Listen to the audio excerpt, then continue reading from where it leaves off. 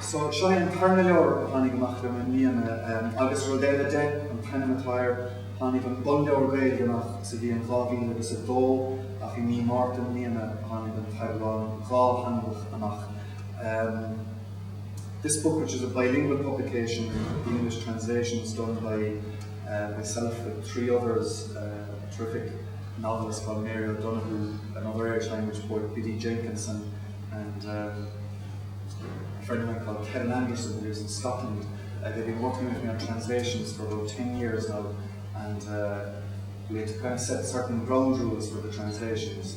So early on, I insisted that there would be no solo runs, no showing off by them, that I was acknowledging by asking them to help with the translations that their English might be better than mine, but it couldn't be so much better that I couldn't pretend at readings at least that I'd written the English as well as theirs. It had to be credibly my own, if you understand. So they were happy enough with that, but when it came to translating this book, I intercepted correspondence. I intercepted my own little WikiLeaks in Galway. They started to plot behind my back, sending emails to each other. And it was Kevin in Edinburgh that wrote to the other two, and he said, I know he insists that we have to pretend that he wrote these, and we have to dumb down our English so it's credible that he wrote it.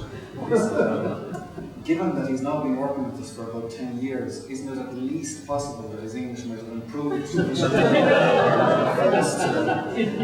various things. So I had to knock them down again and say that was not really at all. Anyway, this book, when it came out, we attempted to make it a bestseller. We thought, well, why not?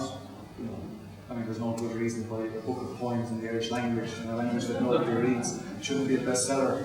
And we discovered that there are all kinds of there's all kinds of deviousness in the publishing industry, that only certain bookshops count for the Nielsen ratings, and there's all kinds of strange things happen. But in any event, the book sold 200 copies in the first week, which made it, that particular week, the 13th best-selling non-fiction title in Ireland.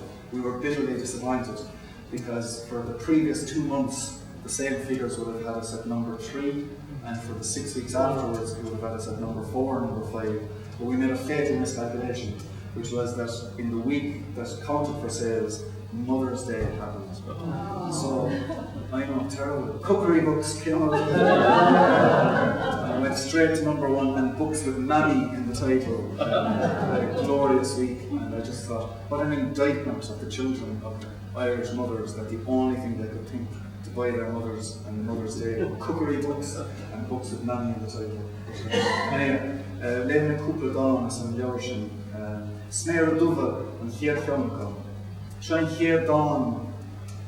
Some of them Chiad Dawn a fad a screen nor Dastri Marawalia or Melbourne could he Malif.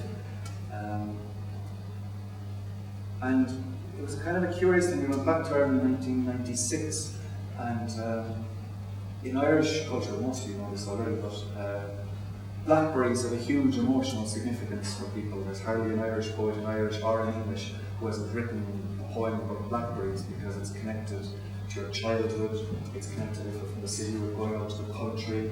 It's usually much older people that take you blackberry picking, so it has to do with skipping the generation of your parents and going out with grandparents, and it's a very kind of special kind of thing, and it's connected to the Irish language as well, because all of the settings for the stories you learn at school are out in the countryside. So you have little things like Derek, Vaig Mani Oran, like a hawk of Fulgur Magic, Shat Shisha, Riley and Tucker Snare Dove in you, Homer our Rubber, I guess Homer Nos Maria, and Mark Queen Doer. And to learn all these little phrases. So it was a great shock to discover that in Australia people think of blackberries as pests. To put down that they're poisoned, and the children are told not to touch them because they're the most magical thing for a child at home. So that's partly where this poem came from, I suppose, that sense of discovering again the meaning of blackberries. But it was also just one of those extraordinary days where you would feel that if the world stopped, or if time stopped, that moment you'd be quite happy that it had run its course. Is it better for you if I read the translations first or the Irish first? Or do you care? Irish first. Smear Duva. Siochan si breanta fola gan sceach, suile date cho glé leis an am le teach nar chuirthaí go chóige go fóig. Mas búin mo chuoine der si, blian treis fillón iasach, ní na snéir cho blastan éair le sneachta na bliana se caite. Tá gilin na tíide cho háir leis an rian na líanam gach cuas ba crisle, is deag sa chainting an iste a réaban crecin mo bhéir. Ba bhaile lé gom leising den bhíl se grúb, atá chur searad leis a bhíring a chlan ar bhar na hana. Ba thuairling an lá seo is na leitheanta gearad a léir a tháinig ribh den héal ach grein strugil a bhreithir an uing is é a heachta. Gom leisig si a ríis is a ríis eile de tholas an leis seo do las, cho ciúing le sneachta na bliana se caite, nar bhuail is nach muigh uair lár an tail seo go deo. Blackberries. She plucks blood from the briars, shadowed eyes as bright as time to come that has not yet darkened her days. If I remember rightly, she says, a year after our return, the blackberries aren't nearly as sweet as last year's snow. The white tide is high as the sun surging in her pulse, and a thorn in her talk, unbeknownst to her, skins my fingers. She wants me to taste the black sweetness, bitter as truth on the tip of my tongue. If I could take this day and all the little days of my life now gone, I would catch time by the throat and choke it until it stopped. So she could taste time and again the leaving light of this day, silent as last year's snow that never fell nor will fall upon this earth. Very good.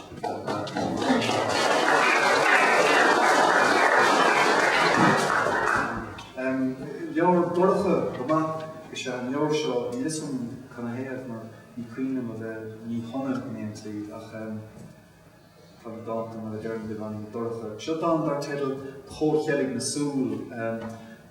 The time we came back from Australia coincided with the disappearance of a number of young women from a very small area in the Midlands of Ireland, and nobody was ever charged with their disappearance, kidnapping or murders. And it was profoundly shocking to our own sense of ourselves and our own sense of our places, like the kind of place where these kind of things didn't happen. After all, in Ireland with the squinting windows, where if you spit out your window late at night anywhere, somebody would have seen it. The idea that it could have just disappeared seemed, it was profoundly shocking, I think, to the way we see ourselves, and people would remember the names of the young women. Fiona Pender was one, Jojo Dollar was another. And I wrote this poem at the time, and suddenly it's become a major news story in Ireland in the late summer, Irish summer, August, September, because a man was about to be released from prison who was presumed to have been responsible for the murders, although it was never in the public domain, but they stopped as soon as he was imprisoned, and there was this huge furore about him being released back into the community. But I knew none of that when I wrote the poem, and I suppose it's about just a sense of shared responsibility for these things, the extraordinary vulnerability of young women. Chomh-cheilg na Súl. Tá pictiúr sa fábéir an maidin an cailín atá rírig le seachtain. Fiochan siún mar a díoch ní foláir an téaghlach an dríonprach. Cara dill nó leanán fearla díoch ó linear na chomh-cheilge na Súl. Fiochan siún le chumtríomh hinanta am Brahim ní dhéisin ní chotrach dégan nos cún na dáire, I ní a bordáil le cúne a béir, mar bheith leide feitice rih ré, rih chomh-cheilg na Súl as a dáir sí féin gur ghearr a ré. Ní léon dearbhaice, dulh bán a riamh le héine do mo chlann sa ní. Ach tá dia iarraidh le seachtain, is ní féidir an fiochan go crín ar na hóbhanna chultach an impó aimseir bheith festa, a bhfuil dearbh an minéacha leis an téas ansaún sa chail. Chur an páipéir na maidine idir mé is an bhuinín hinanta omlán, a chinn a stámran as a súil ar dorcha gan scáil. Conspiracy of eyes. Her picture is in the morning paper, the girl who's been missing for a week. She looks at me like she must have looked at the one who took the photograph, a close friend or boyfriend, I'd say, from the hint of mischief in her eyes. She looks at me with complete misplaced confidence. And still, I feel a jitter hanging over her smile, worrying the corners of her mouth, as if she'd got some inkling before the conspiring of eyes from which she was born. She wasn't long for this world. She looks nothing at all like any of my daughters. But God has gone missing for the past week, and I can't look too closely at the drowsy young ones at their breakfast beside me, the living picture of the one I love best. I put the morning paper between me and the complete misplaced confidence that stares me out from their dark eyes unafraid. Something to keep it